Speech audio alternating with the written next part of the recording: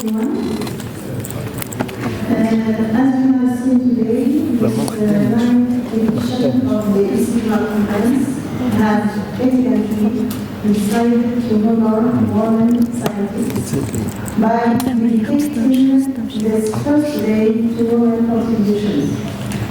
So I would like to welcome you to this special session in which we are going to try to promote on our own stage the participation of women in science and technology around the world, their role, their advances, and the many challenges still ahead.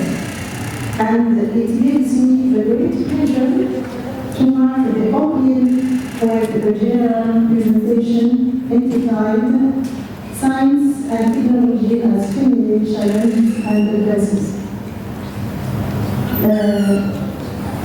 And after, we will have more details according to scientific topics and geographical areas from the presentations of my colleagues, Professor ISyDMA'9, Professor Alanceda Daria, Professor Giovanni Marina, Professor Gabor Anna, Professor Stricoli Manela, Professor Pulchulio Lavia Petronila, and Professor Valushi Raya. And after, we end the session with an exchange of views.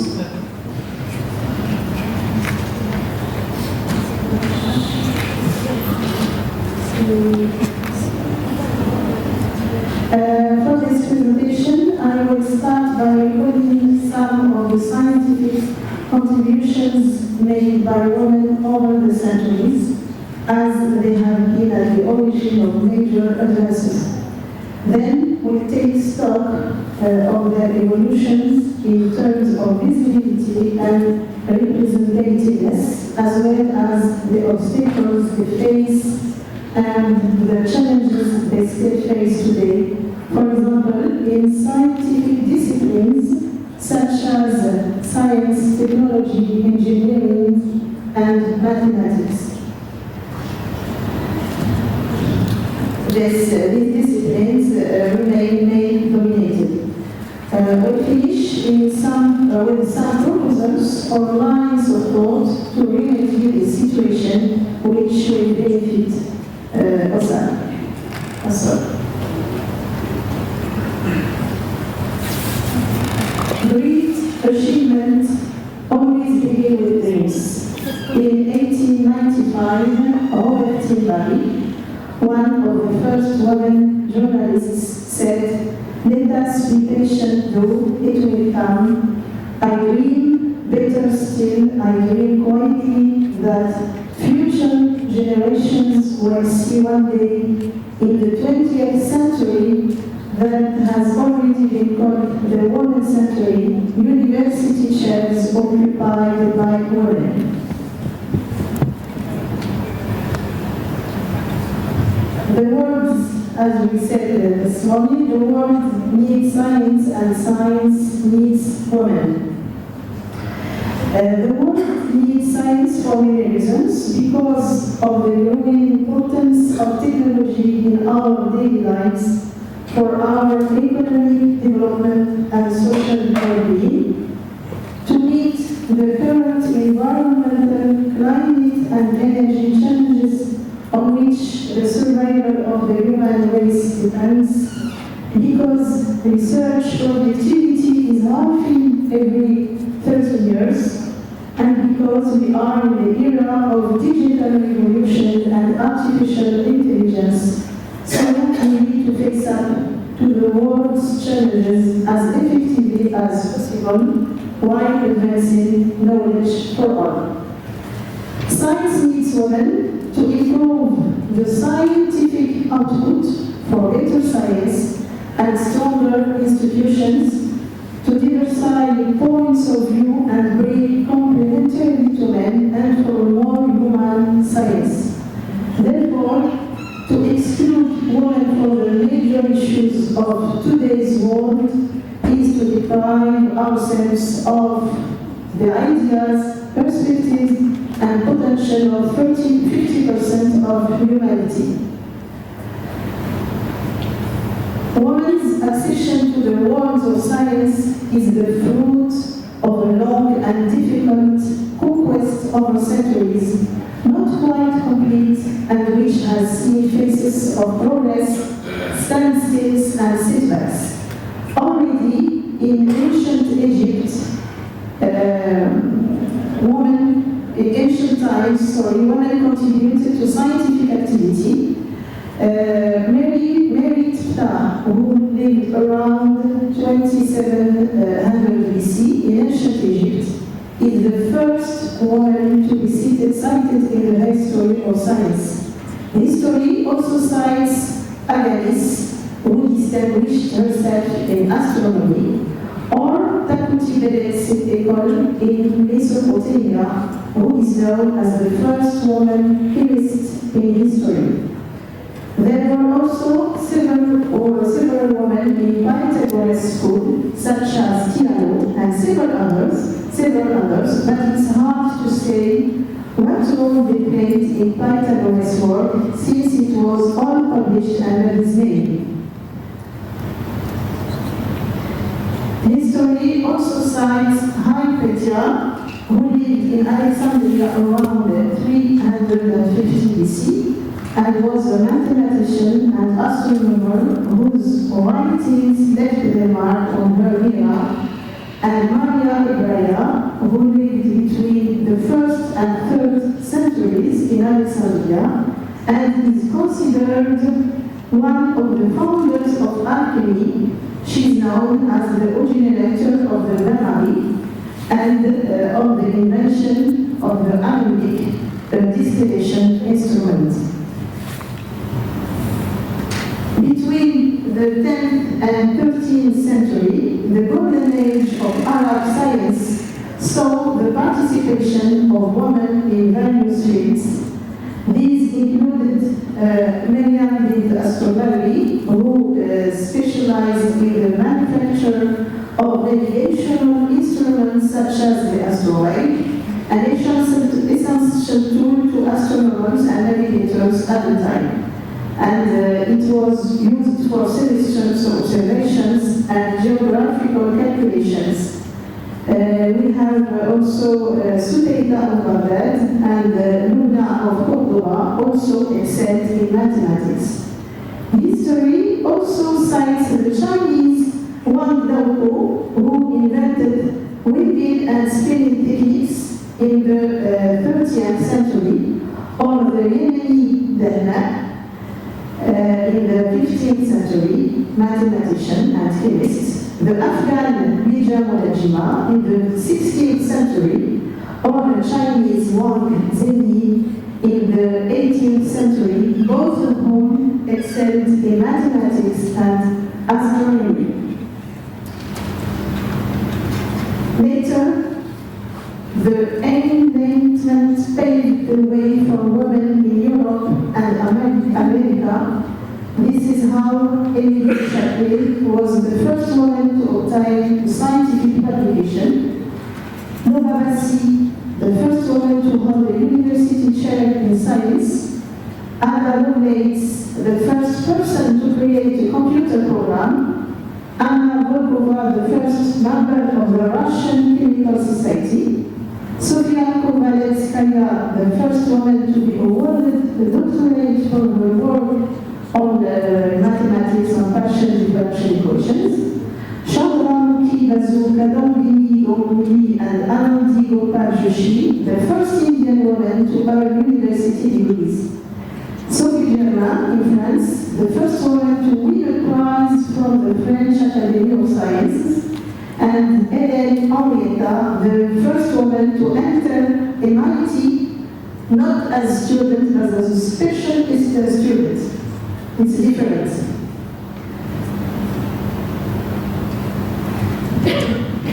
And then,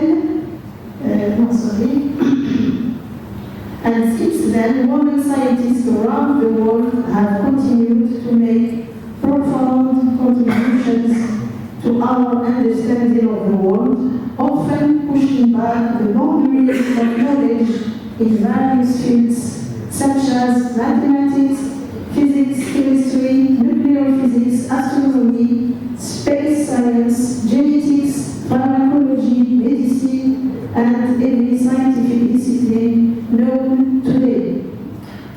And then, in the 20th century, came the first Nobel Prize awarded to a woman, Marie Curie, the scientist with two Nobels, the first for physics in 1903 and the second for chemistry in 1911 for her remarkable scientific achievements. Marie Curie was the first woman professor at the Sorbonne University. She is shown here in the photo on the right at the Sorbonne conference on quantum mechanics in 1927, where she was the only woman invited. Clearly, this remarkable woman had an important role to play for future generations for women in a predominantly male scientific world. But it wasn't until 1963 that a second woman, the American Margaret Meyer, won a Nobel Prize in Physics for her work on the layered structure of the nucleus. The third prize will be awarded in 2018 to the Canadian Donna Strickland for her work on lasers. The fourth in 2020 to American astronomer Andrea Minales, and the fifth in 2023 to French-Swedish Anne Rivier for her work in atomic physics.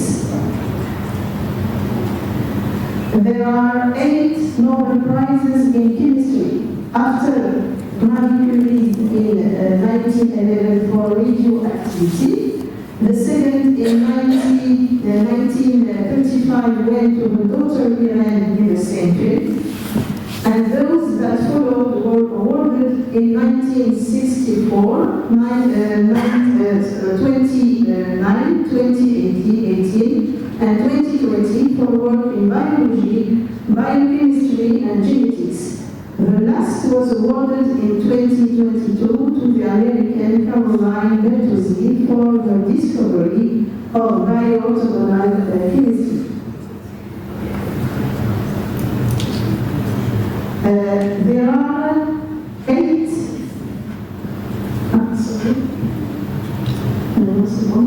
Despite these advances, a huge gap remains between men and women in terms of visibility and representativeness, as can be seen here in the distribution of Nobel Prizes between women and men in all academic disciplines, with 65 prizes awarded to women out of a total of 905 awarded between 1901 and 2023.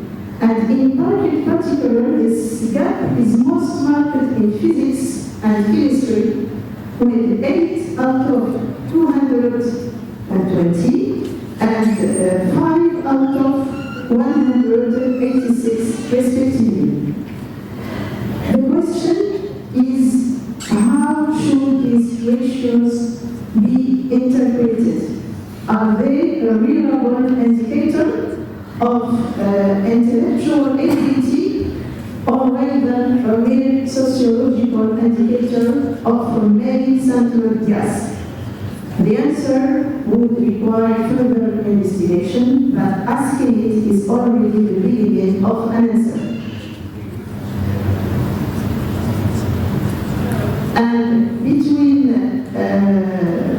1901 and 2024, only 3% of Nobel Prizes in physics and chemistry were awarded to women. And it's worth noting the low representation of women in physics and chemistry. Since of all the Nobel Prizes awarded to women, just 8% are in physics and 12% in chemistry. The majority of prizes concern health science or Nobel Peace Prizes. So, is there glass ceiling for women in certain disciplines? The term glass ceiling means that women find it difficult to reach high-level positions or to progress in certain fields which are still predominantly male-dominated. Worldwide, UNESCO statistics confirm the low representation of women in research across all disciplines.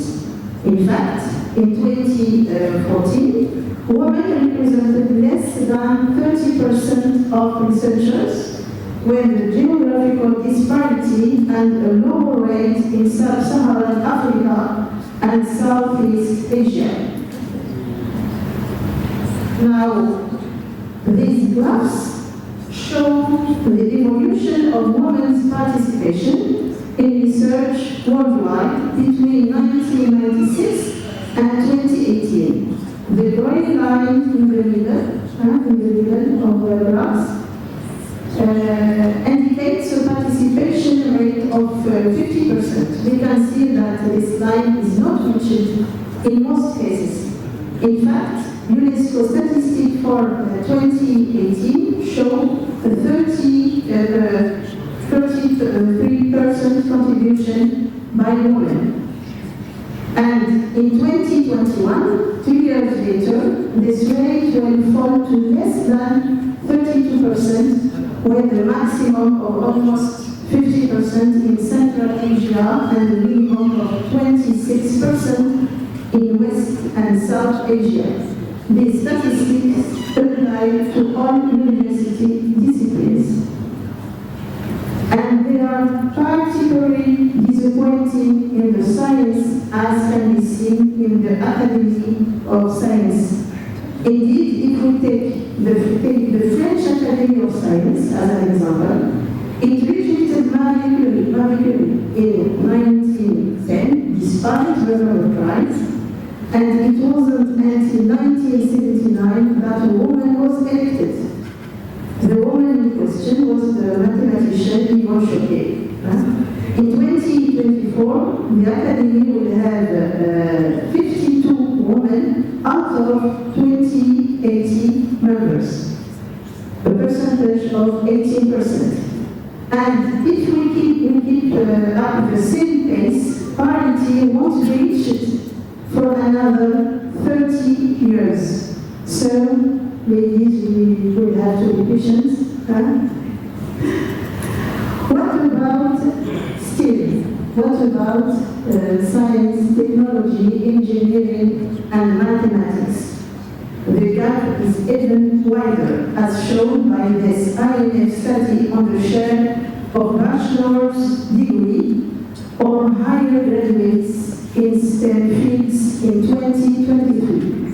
The highest rate is in Germany, where 18%, and the lowest in Japan, with almost 7%. In the research community, we know that publications are the main means of disseminating knowledge and the main measure of research productivity, influencing career prospects and visibility. Citations also play a central role in the recognition of the scientific community. Elite scientists are generally highly cited researchers.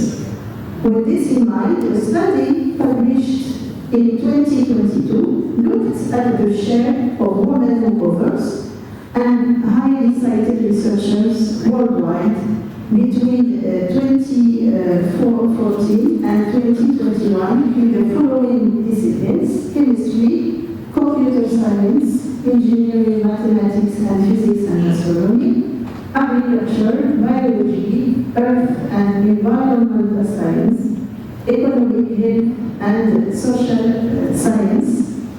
And the world average is no more than 15% women HCR, and 13% women across all disciplines. But only between 4% and 7% of women HCR and between 20% and 35% of women others are in STEM disciplines, showing a real lack of representation and visibility of women in these fields. The number of women engineers has risen by barely 10% in 6 years. Worldwide, the percentage of women on the right is 4% in chemistry, 5% in computer sciences, 6% in maths and statistics, and 8% in physics and astronomy.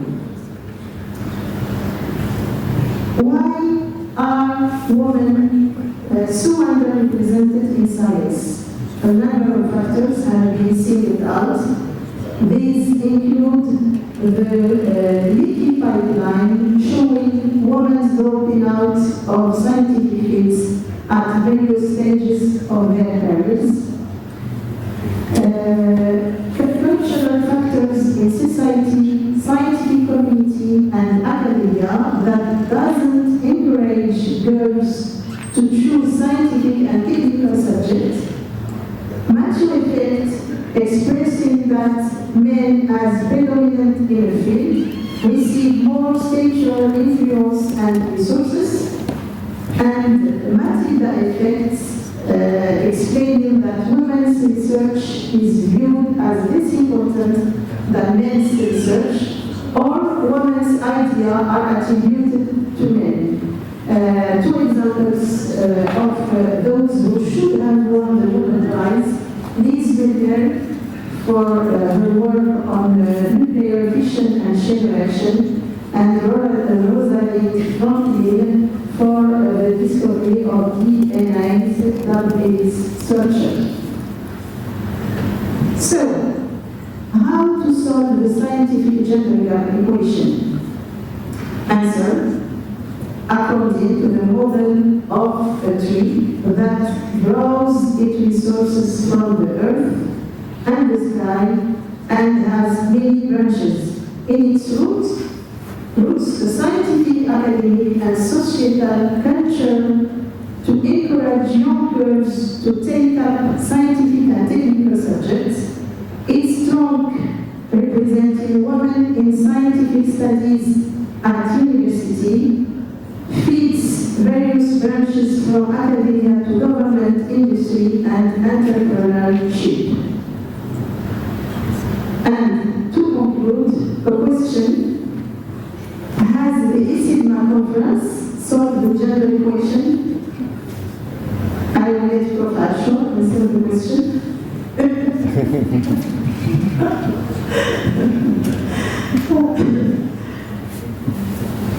Thank you very much, and welcome to my laboratory.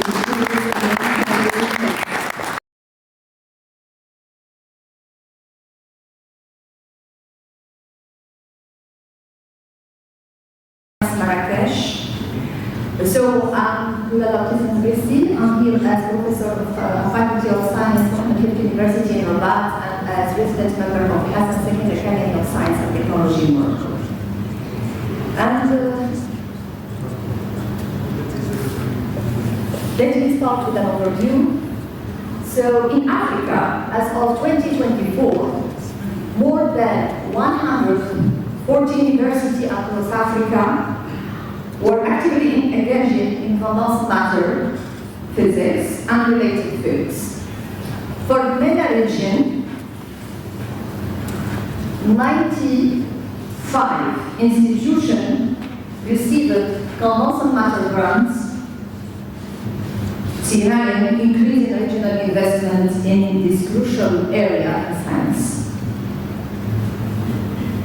For Morocco, we have around 13 public universities and and around 200 private universities up to 2024. And a lot of private higher education institutions, around 211. If I take the case of my university, Mohammed V University in Rabat, so it is composed of 18 higher education institutions. And of those, you can see the red arrow, so only 5 are really devoted to condensed matter physics and related fields.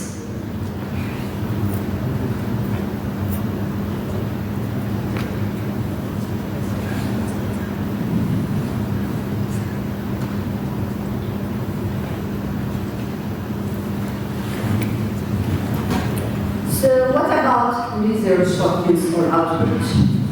Between 2001 and last year, 2024, Africa produced about 1 million scientific publications, which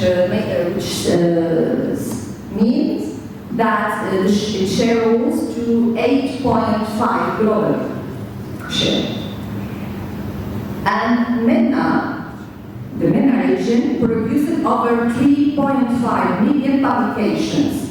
But for the both of them, the first position was led by medical sciences, and followed by engineering, then by the fundamental sciences, including, of course, condensed matter physics.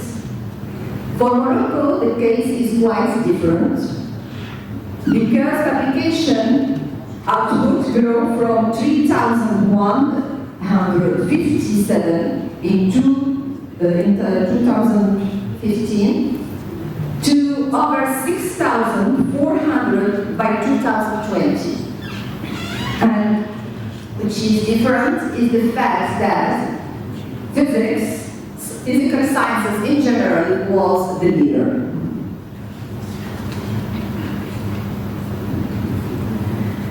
So, what about women in education, research, and leadership? In Africa, women make up about 30% of researchers. However, only 2 or 16 top universities had female vice chancellors in 2022.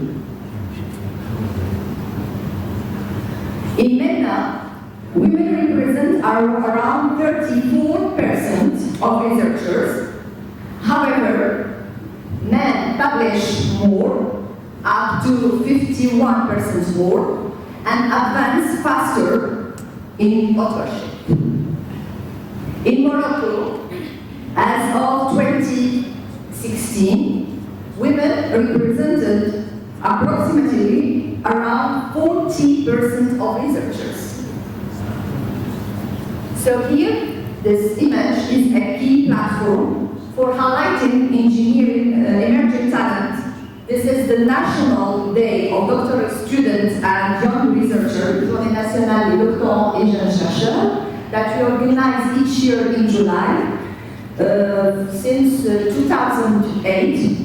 This is an annual event which promotes the research work of PhD students and early career researchers across disciplines like physics, chemistry, and engineering. In recent years, we really observed a notable increase in the participation of young female PhD candidates, reflecting the growing interest and involvement of women in research. However, women still hold fewer than persons of senior academic positions, such as lab directors, research leaders, jury members, keynote speakers, highlighting a persistent gap in leadership roles for women. Women are increasingly active in science. This is a fact, including all types of science, including condensed matter physics. But the next generation must push further for leadership, recognition, and structural change. To support this, we must focus on some key actions, like, for example, mentorship and sponsorship, visibility, institutional policy reform, and networks and alliance. To advance further gender equity in science, institutions must support work-life balance, ensure fair access to funding, provide leadership training, and enforce data-driven accountability.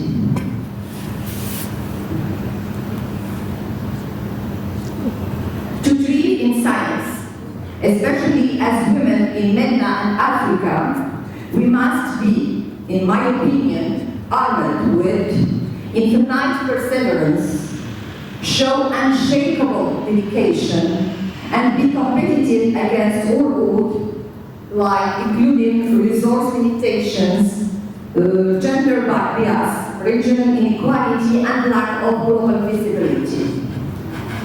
So we must work harder than men, not just to succeed individually, but to build scientific capacity for future generations. But remember, talent alone is not enough. Without supportive ecosystems, even the brightest minds struggle. As a senior professor, balancing research, teaching, administration, I have seen the personal cost of systemic under-support. So my final message can be summarized as follows. Employment is built, not given, through solidarity, advocacy, and collective action, including collaborative research groups and build network, which can reduce isolation, amplify our voices, and build shared visibility.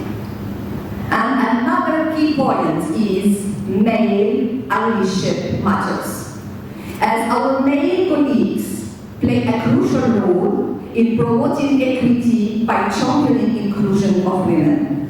When men use their positions to influence or to elevate women voices and to support their success, this helps normalize equity and breaks stereotypes. So for this, for example, we have a very nice example. The members of the local organizing committee of ISyDMA'9 has given the decision to honor women in science by dedicating this first day of this event to them. So please join me in giving them a warm round of applause. Thank you. So a heartfelt thank you for this noble gesture, which marks a highly appreciated step toward advancing gender equity in science. And I will conclude. There is no conclusion. Yeah, there is the conclusion. So with these two leadership quotes, the first one has been cited by my colleague Anina Marie Curie, the first Nobel Prize, Women Nobel Prize, who at that time she said, you cannot hope to build a better world without improving individuals. And the second one is the pioneer, Albert Einstein pioneer, and the founder of modern physics or general relativity, quantum physics, etc. So he said, the world as we have created it is a process of our thinking. It cannot be changed without changing our thinking. Thank you so much for your attention.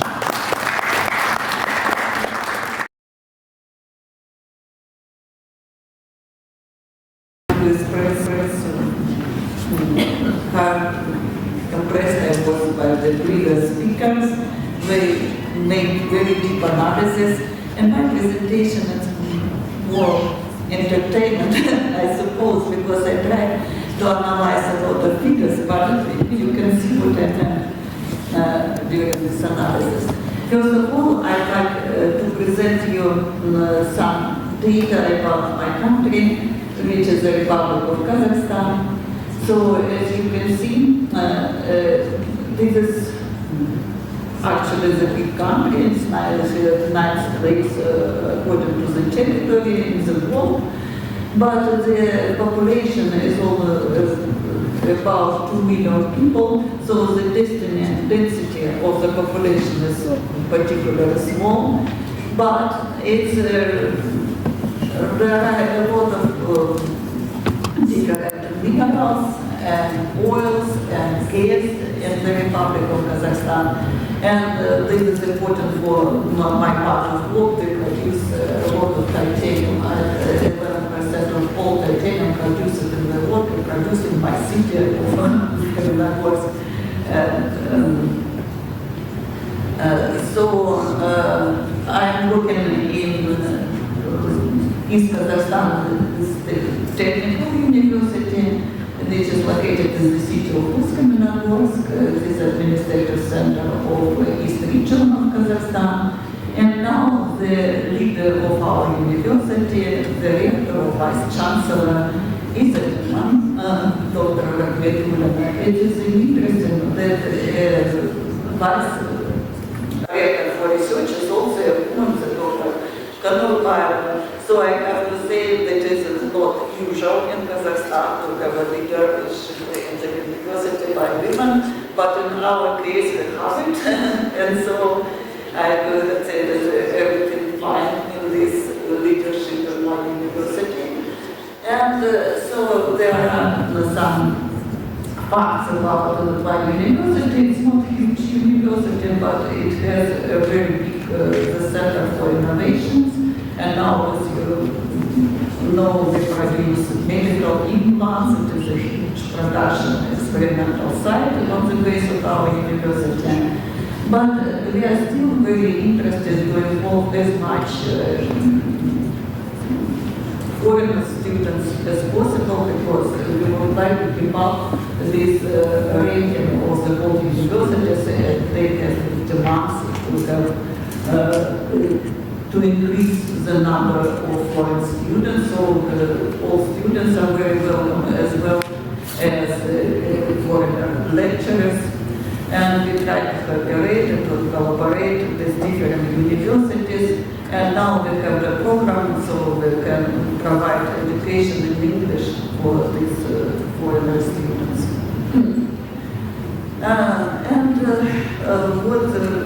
I was born in the city of Usk-Kamenogorsk. I grew up in the city of Usk-Kamenogorsk, and so all my life I spent in Kazakhstan. And I have to say that I was formed mostly by a few achievements that I will show to the second slide here. And now I'm working as a tenured professor in Kazakhstan Technical University. And I was awarded with the title professor from the Republic of Kazakhstan, and I defended my degree in the Doctor of Science in Physics and Mathematics. And I have to say that I read this picture. If you choose a job what you love, you will not never have to work a day of your life. So it means that I very love my profession, and especially I'm proud to have my research team and my students who support me, and a lot of them are female students and female co-workers. And I said I was formed mostly due to these huge achievements in my life. I got the presidential scholarship Bolashak for this Bolashak speech.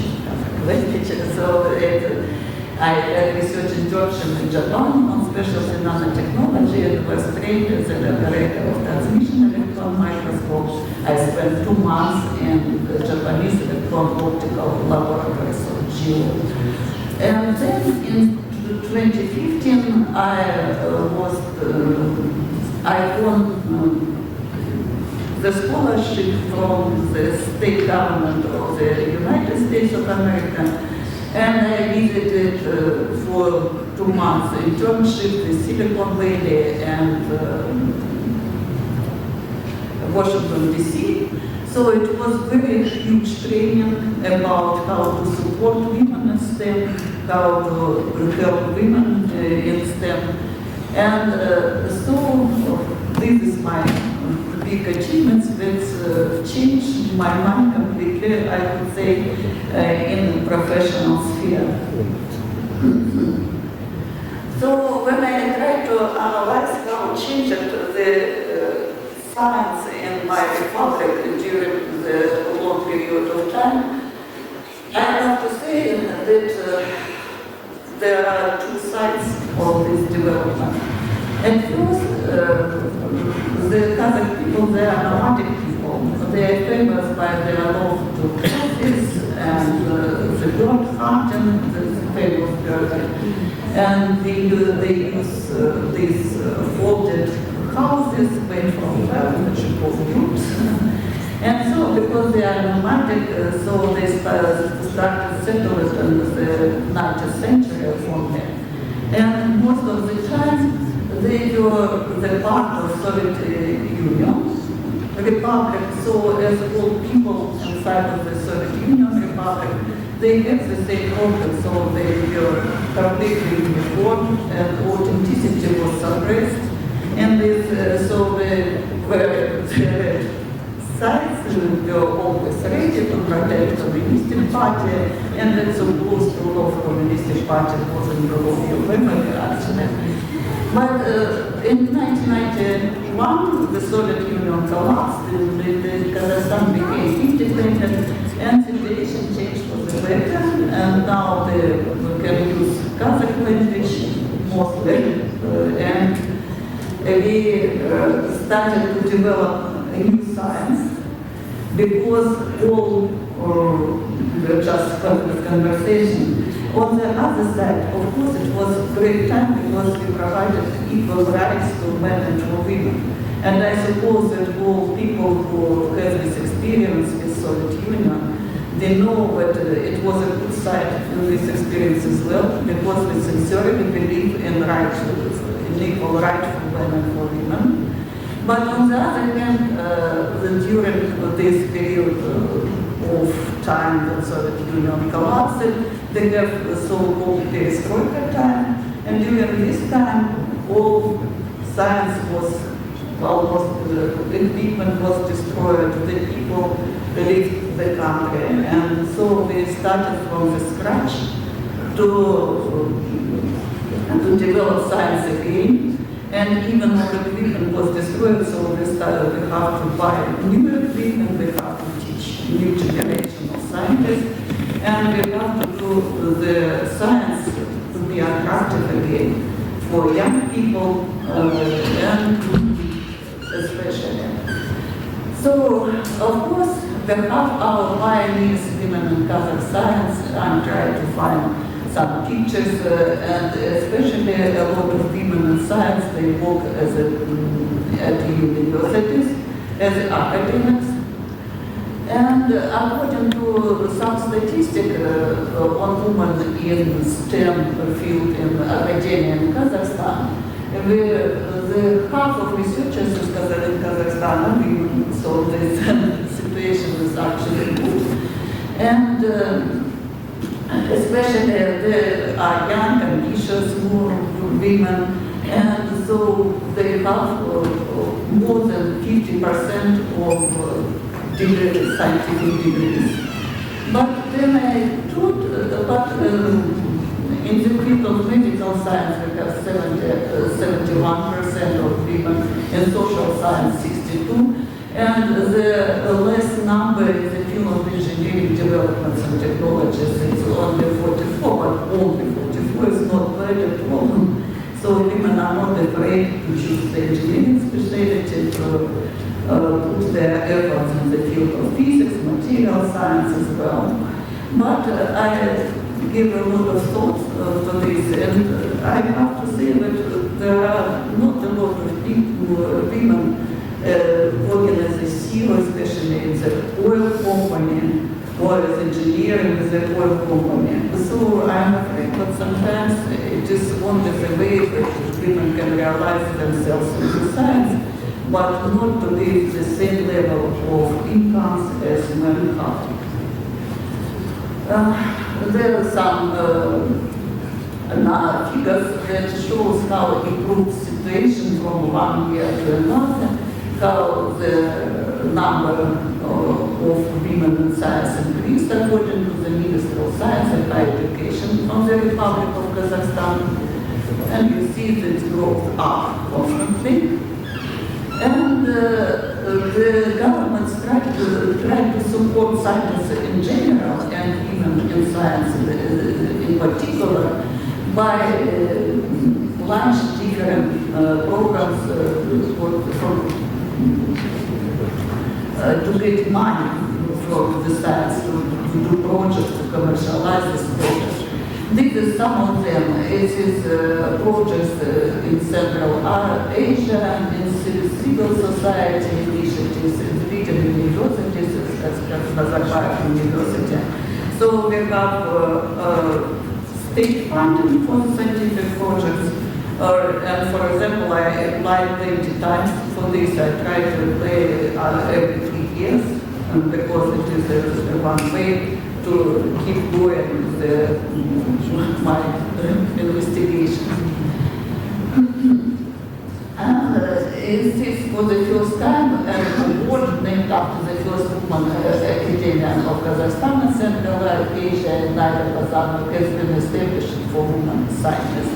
It is a new achievement that did not happen before. And despite all these achievements, the women in Kazakhstan have the same challenges as women all over the world. So it is some gender stereotypes and cultural expectation.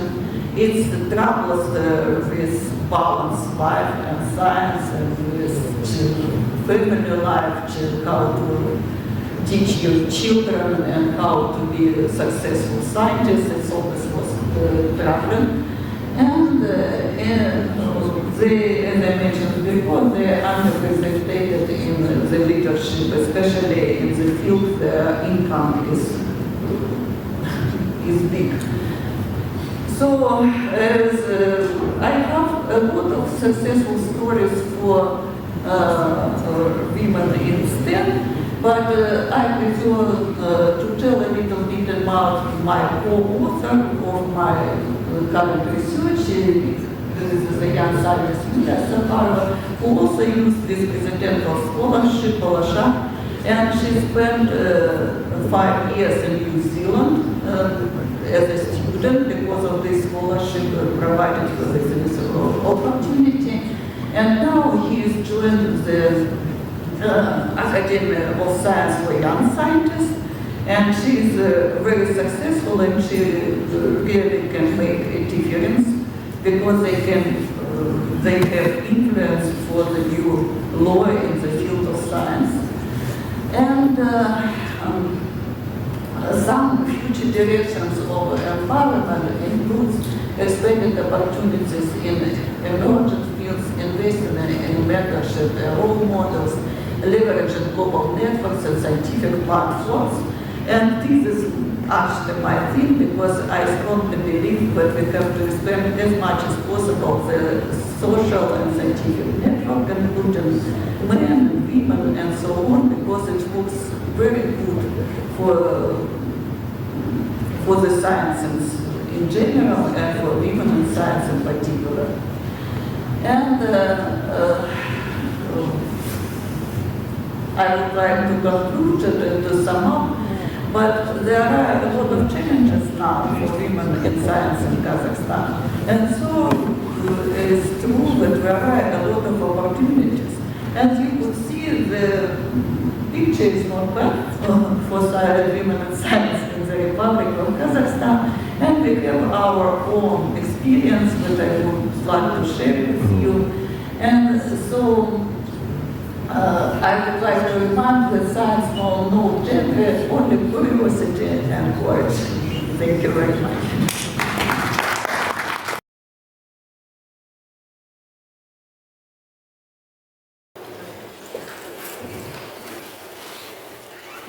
I would like to say that it's a pleasure to talk about the contribution of women researchers from my country in material science and applications. As statistics show, in Moldova, the field in which most women researchers are found are social sciences, medical sciences, natural sciences, and art. The most important research institutions in Moldova are Academy of Science of Moldova State University, which includes the Institute of Applied Physics, and the Technical University of Moldova, which includes the Intermediate Institute of Engineering,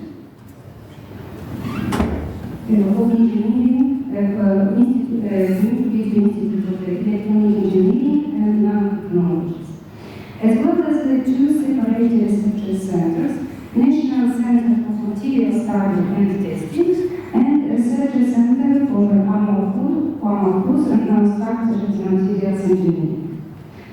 Since I am from Technical University of Moldova, I will give more detailed information regarding this institution. First of all, I would like to mention Professor Dr. Sciences Albina Kolareva from the Marrakech Institute, who has a high contribution in material sciences. Among her best contributions, I should be mentioned this multi-telluride lab from micro-thermoelectric cooling. Different versions of these devices are shown in this slide. Another example from our country is Dr. Lidia Gimbu, currently the director of the Marrakech Institute, and heading a number of scientific projects which deal with the development of different sensors, including solar and gas sensors. From the National Center of Material Study and Testing, I would like to mention Dr. Morocco, who is a young researcher known for her contribution in the development of electrochemical processes addressed to fabrication, different functional processes addressed to structure based on indium phosphide and gallium arsenide, and their structure-based application for application on nanotemplates. As for our group, we are two women engaged in material sciences and development. This is Olga Nuclear and me. Among the relevant scientific results of Dr. Nuclear are the finding of the concentration included damping of gas-sensitive and ultraviolet tellurium films, and more recently, development of gas-sensitive films based on tellurium standard 2 nanocomposite on flexible substrate. As for me, I contributed in the complex investigation of contact and surface phenomena in carbogenetic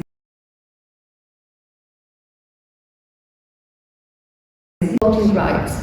And voting rights, they obtained their voting rights earlier than in the United States, United Kingdom, France, or Switzerland, for instance. So when they had the rights, voting rights, also the old Polish universities located in Krakow or in Lviv opened the doors for women to study. And then the number of women started to grow. You have the numbers here. But still this was the period of family support. So only the well-educated families or the families with enough money were able to educate their daughters. Everything changed after the Second World War, when the compulsory education was introduced. And in 1944, a new education law was introduced, confirming compulsory schooling for all children aged 7 to 14. And this time, thanks to the country's reconstruction and improved living conditions, the majority of children were able to attend school regularly. You can see the photo of such a school where girls and boys are learning. And also the political transformation and social changes moved toward a form of practical activism for women. And the foundation of this practical activism enabled more women to combine professional work with traditional family roles. So we switched to this society supporting period. And if you have a support from your family, if you have a support from your society, then you can grow everywhere, in the science, in art, at home, if you have such a wish, and you feel comfortable with it. So now I will show you some short statistics from my institute. This is the Wrocław, I came from Wrocław, some photos. We have, of course, every institution in the European Union has some gender equality plans, but it's only paper, I would say, which constitutes the things which are actually which are working or have been working since several years. This is the statistics of employment. The blue are women, the green are men. So with this and some different divisions.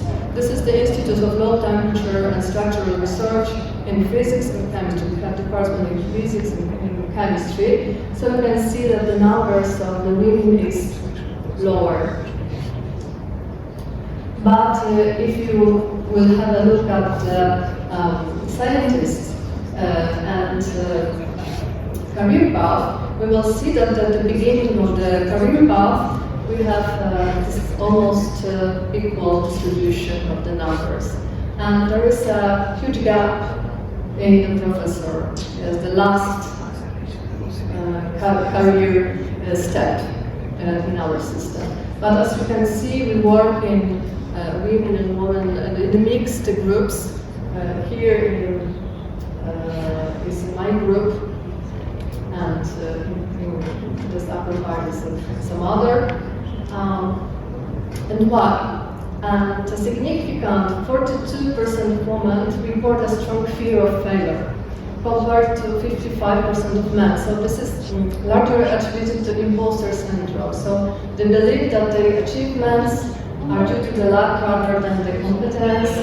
So consequently, women are less likely to apply for higher positions, seek funding, or set ambitious goals.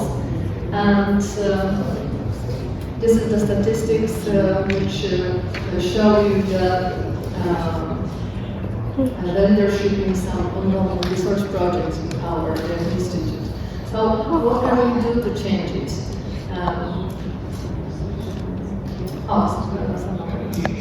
So as you can see, also in Poland, we are underrepresented in the STM fields. So there are a lot of programs which are focused to encourage women to set these goals and to not feel fear to make this last step. And these initiatives aim at promoting knowledge about women's contributions to science and fostering the engagement of early career female researchers. Some fairy tales and stories prepared for young girls and young boys as well, just to give them the opportunity to know the history about women in science and science too. So as you can see, the School of Specure is in the center. And we have also mentoring programs like Women to Science, which are dedicated for those of us who want to very But I think, in personal opinion, that the most important things is to find some other inspiration and for young girls, I think that other women, we may be all such an inspiration. And I would like to show you here and introduce to you Bogusława Jeżowska-Trzygatowska. So I'm from the institute, which the full name is Włodzimierz Trzygatowski Institute of Law and Literature. So Włodzimierz, the guy with the mustache, he was her husband, professor in chemistry. But actually, Bogusława was a hero here, and because she made an enormous career just after the Second World War.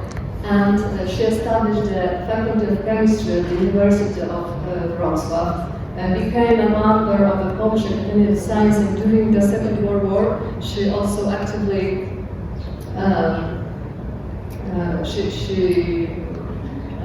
helped her Jewish partners to survive.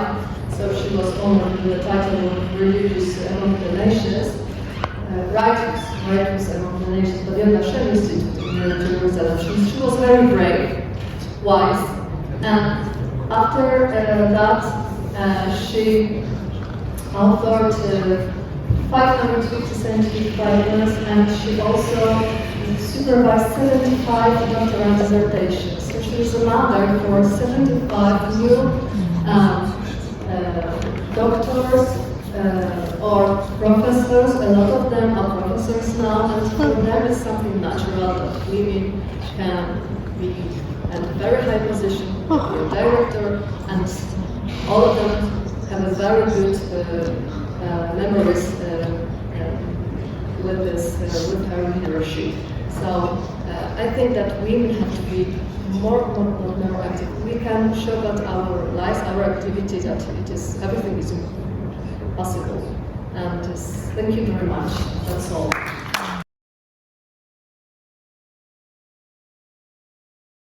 So I have not so much time to prepare this presentation, but I collected some data concerning my institution.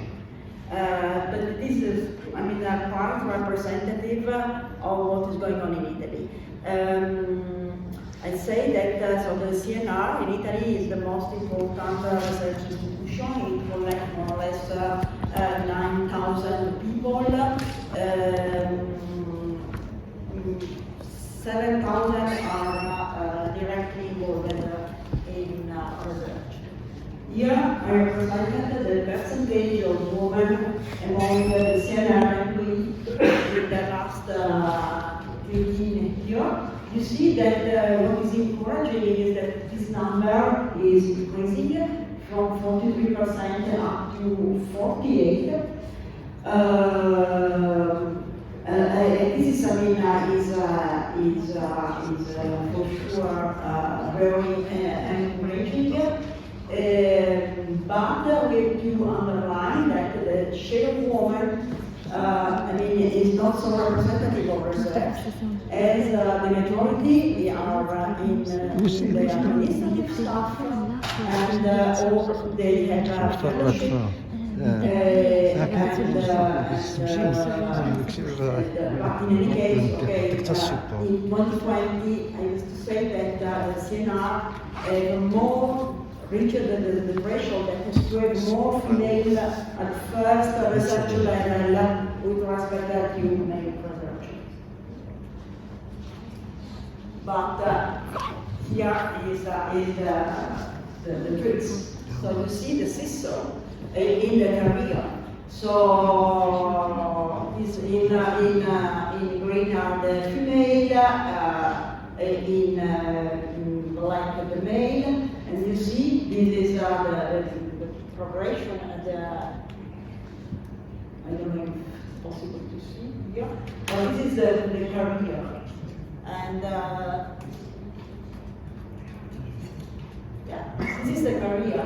So the top level, at the top level, you have a very large difference in the number of male with respect to the number of women. So this is the first step of career, as a first level researcher. And if you look at the more in detail, you see that so the percentage of women is higher in administrative staff, and but also so we have something in technical staff. Okay, if we look at the different departments and different skills, so here we have the percentage of 2023 divided in the different departments. So this is central administration, more or less 50%. This is human and social department, 50% of women and men. If we move to physical department, 40% of women.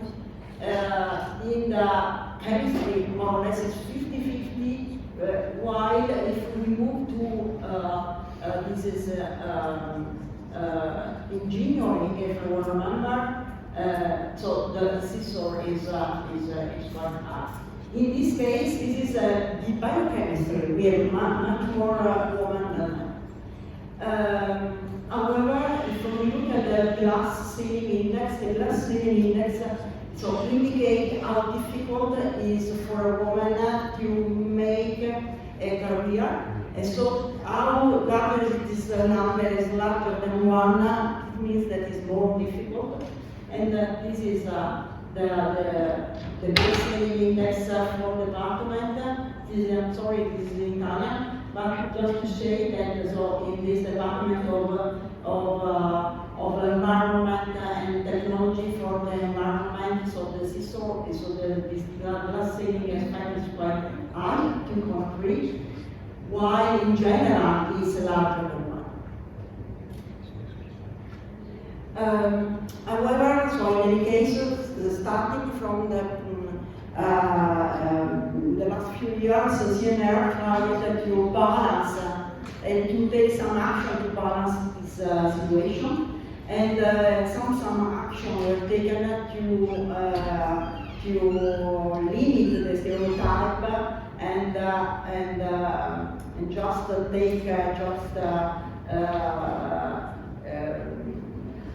take into account the gender equality issue. Also pushed by the role of the European Commission in this sense that promoted that equal gender equality in 2025. So we started only in 2021 with the first publishing CNR, the first gender balance, and in 2022 it was created as Gender Equality Officer, and in 2023 we had this working group for the promotion, implementation, and monitoring of action for the gender equality. In 2023 also CNR decided to publish finally this video that should in principle help the committee, judging committee in competition in order to just have awareness of gender prejudice and unconscious bias when we have to hire a female with respect of a man. And then only last year we had this manual for gender sensitive language, and also this last initiative of No Woman, No Panel to increase the number of women in public communication. And so the situation is not so good. So concerning this gender sensitive language, so the CNR provided this manual because this gender equality language is obtained when a man and woman are addressed as a person of equal value, dignity, integrity, and respect. And in particular, so there are some different ways in which this gender relationship can be expressed. And so we have to use, they suggested to use the use of language that refer explicitly or implicitly to one gender, and also the use of gender-sensitive and inclusive language. But in Italian is a language that is very sensitive to gender, and so the manual provides a series of instructions that on the preferred verbal form and so on, but not more than this.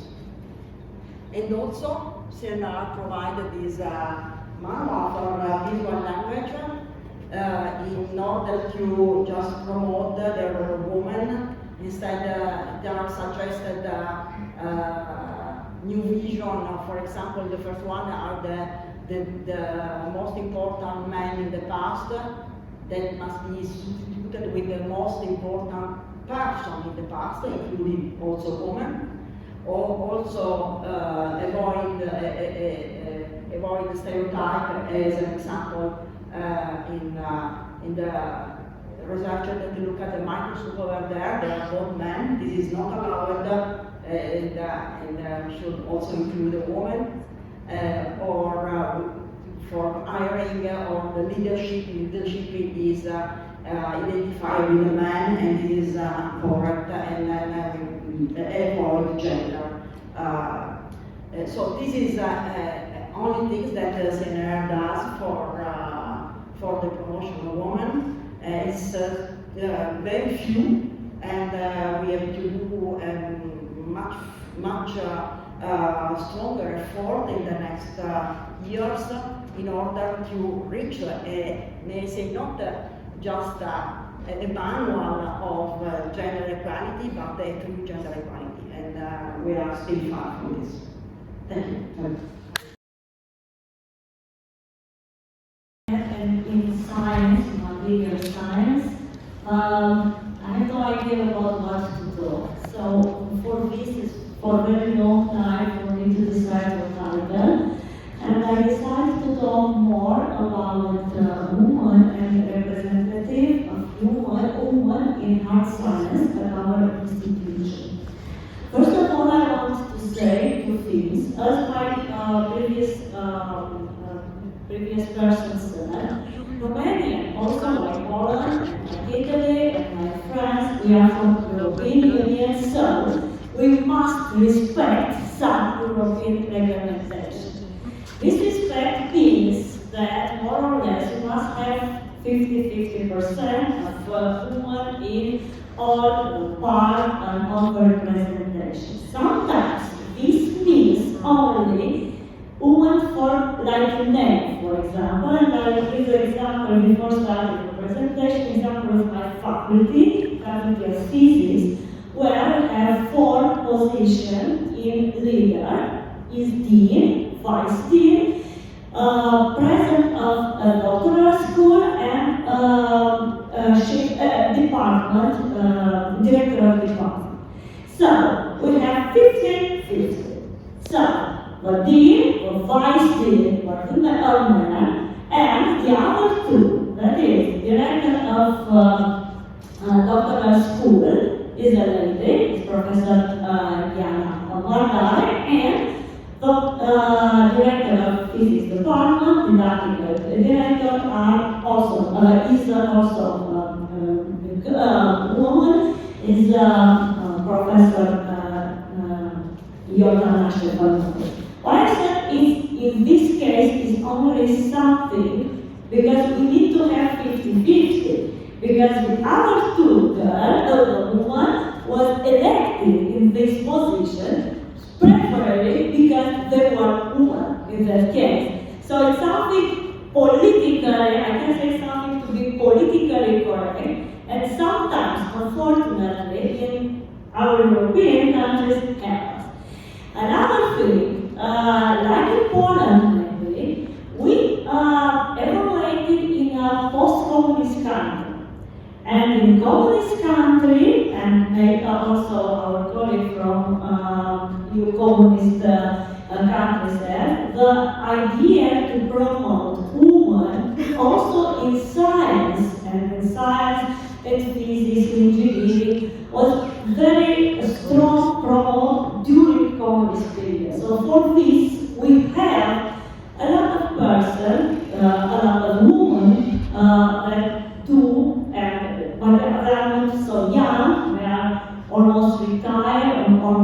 invention, or invention, but they do some engineering during working in engineering. According to our faculty and our university, what I call hard science, I think to physics, mathematics, chemistry, biology, because in our university also biology is considered hard science, and geography, geology. And what I want to start is from a UNESCO statistic. Let's say in 2023, 41% of the women are graduated in STEM discipline, and in Romania, and we are over European average, that is almost 43. Despite of this, only 0.24 of women graduate in doctoral position, and this is happened also in our faculty, also in our university, in general in Romania.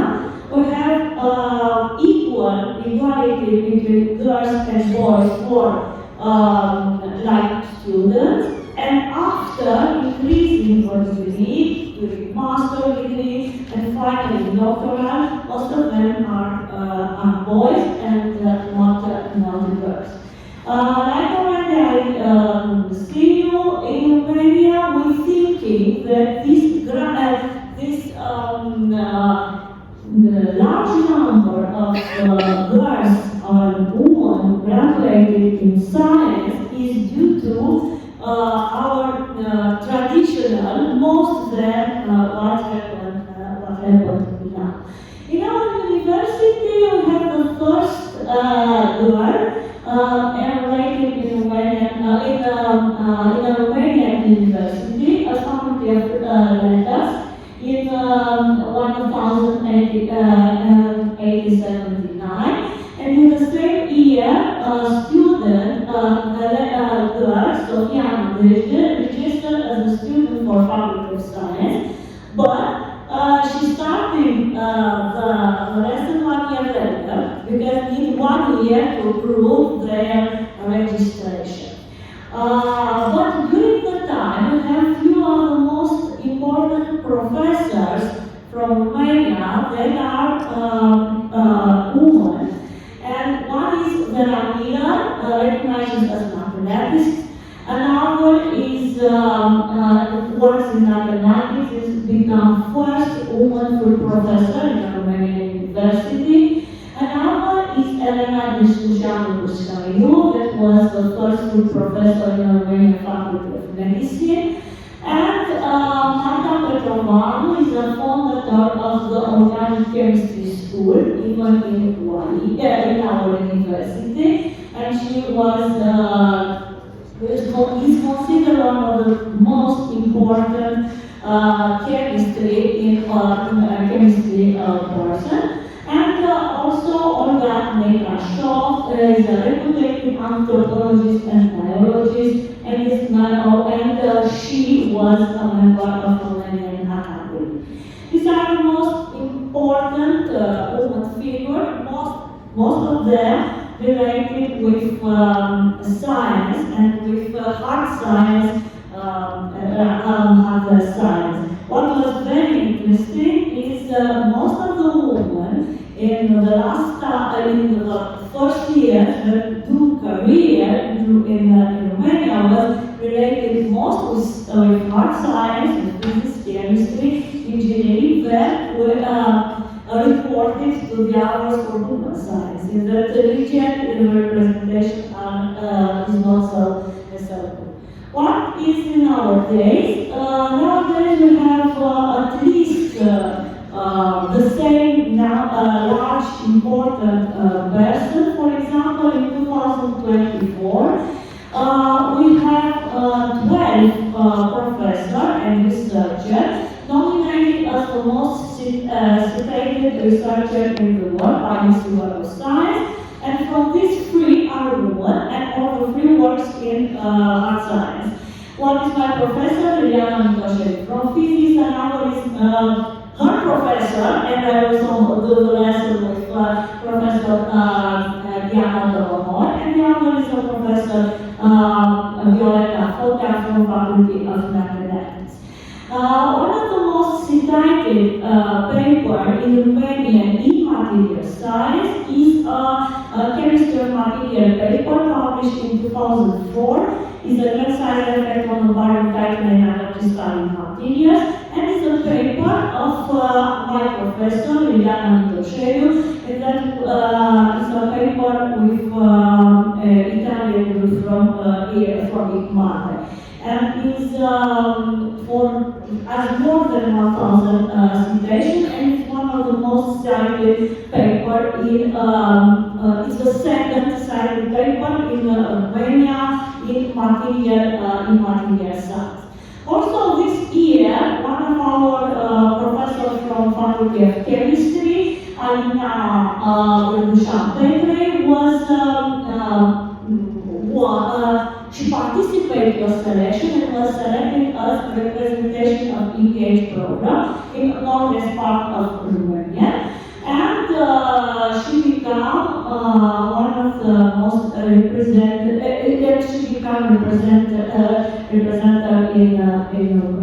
our university. In the last competition of national projects, our faculty, our university has a few projects. For example, these 10 projects are projects for applied science. And in university are 3 projects. One of them is coordinated by a woman from Interdisciplinary Institute of our faculty.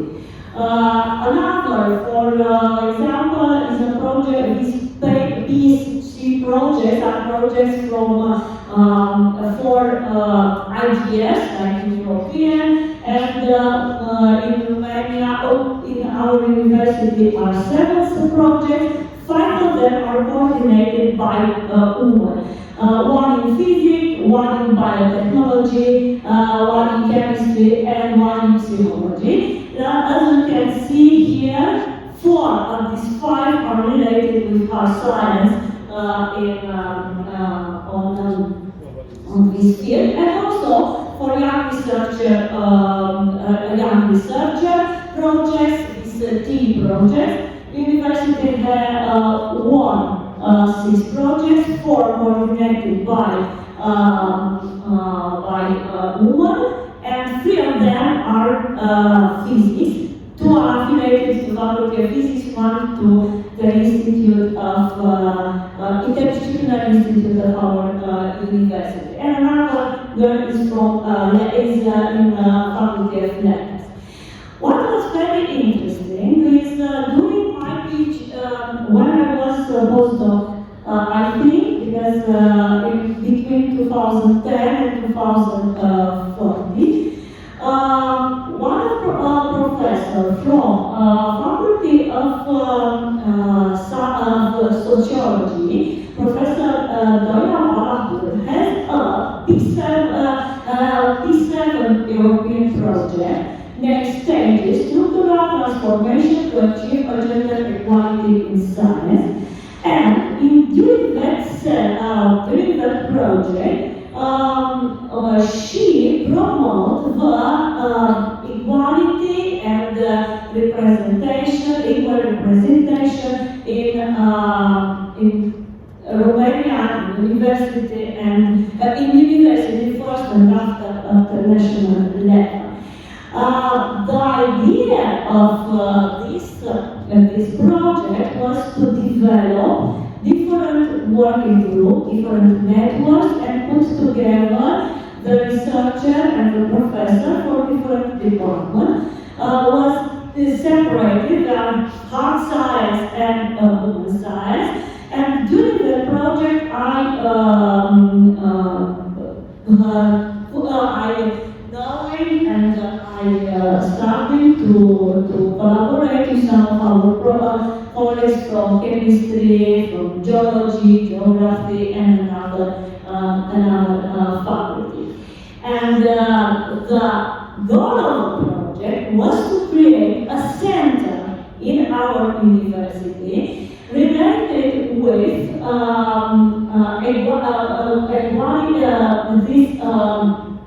equality in science, and she created this in 2013 and was the first center for gender equality in science. Is a structural, is an institutional structure inside our university, and I think 2 years was financed by project, and for another 4 years they were founded from our university. In Romania, like in other countries, and I think also in Africa, in Europe countries, maybe also in Africa, we have as a we have this private fellowships founded by L'Oréal for women in science. We start in Romania the program started in 2009, but the first fellowship was in 2010. They started with one fellowship. After this, they come to two fellowships, one for life science and one for exactly science. Then 4, and starting from last year in 2024, they gave 5 fellowships. I think that is $10,000. They don't put euros. It's a French company. And in last year put another domain, computer science. This fellowship are for young researchers. First was less than 45, now I think it's 40. Increased the age. And up to now, they have 47 fellowships in Romania. Unfortunately, only one at our university, but other awards was gained by our former students. One is Mariana Pavel is one of my students, and she has a fellowship for medicine, for Faculty of Medicine, and another 3 for an Institute of Research in Chemistry, Molecular Chemistry, Petropony Institute. I was the only one from university, for our university, that have this fellowship in 2017. After was the first time when they had 4 fellowships, 2 for arts, 2 for exact science, and 2 for life science. And the year before, in 2016, I was a finalist. And all the time, I said to my students that one of the most important things is to be perseverant. More than if you want to do something, you must persevere working on that. And maybe this is one of the most difficult things for girls to do, or for because sometimes I talk with the students and they start very enthusiastic, but when something doesn't work very good, stop. So I think one of the things is to be perseverant and wanting to want to do exactly. Thank you very much.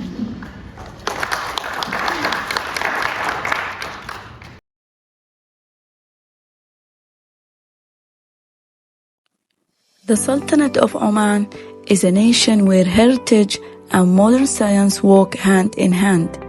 In recent years, Oman has taken strong strides to empower women in science and research. Across universities, labs, and industries, Omani women are making remarkable contributions in fields like engineering, medicine, and materials chemistry.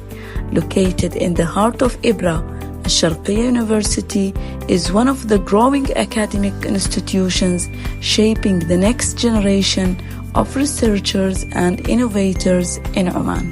I am Dr. Raya Al-Blushi, an Omani chemist dedicated to advancing materials chemistry for sustainable and electronic applications. This is my story as a researcher, mentor, and advocate for women in science.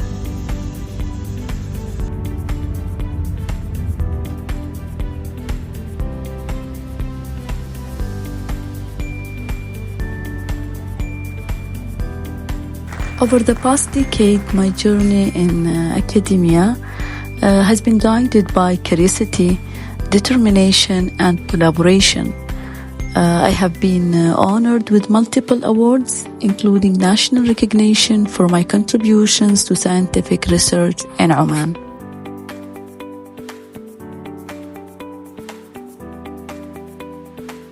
My research lies at the intersection of organometallics and polymer chemistry, focusing on designing advanced materials from light-emitting diodes to catalysts for clean energy. We investigate how molecular structure affects properties and performance, aiming for real-world applications.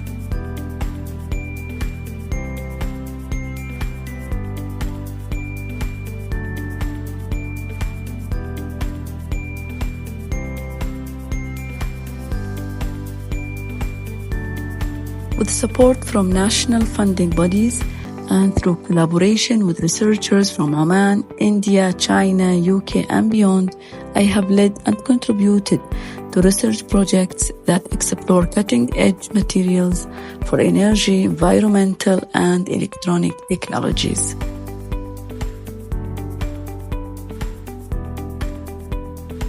Mentorship is at the heart of what I do. I strive to cultivate a research culture among my students, guiding them through real lab experiences, collaborative projects, and industrial exposure that prepare them to become future innovators.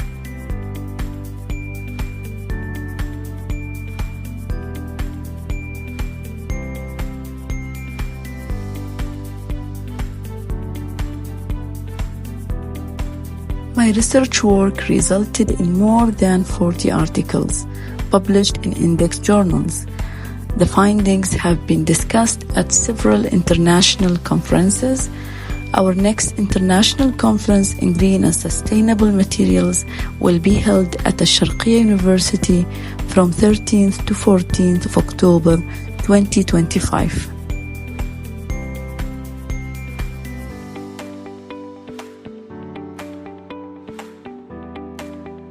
As a department head and research and enterprise committee chair, I support faculty, shape research strategy, and promote ethical research practices. As a woman in STEM, I believe in setting an example to inspire others to lead, discover, and contribute.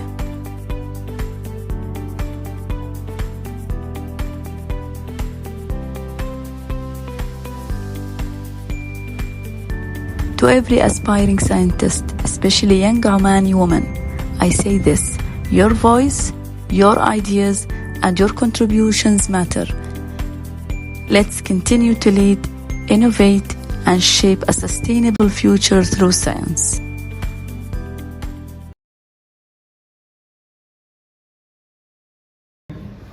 But there is the statistics which was mentioned. In Middle East, Southeast Asia, and some parts of Africa, those numbers are totally different.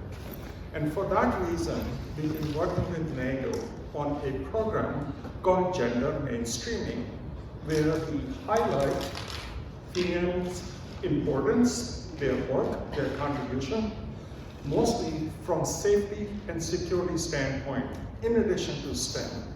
And I think this is a great platform, what you have mentioned, that actually forms a great project for NATO.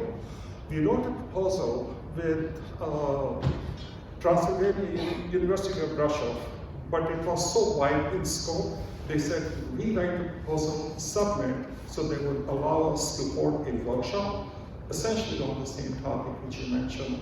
So perhaps together we could reinitiate that program, put focus, perspective, and add safety and security for females in society. And I think that would be a great program. So anyway, sorry that I took some additional time, but as I mentioned, I just could not resist because of the appropriateness of this platform. So with that, I'll give it back to you. Thank you for this important information.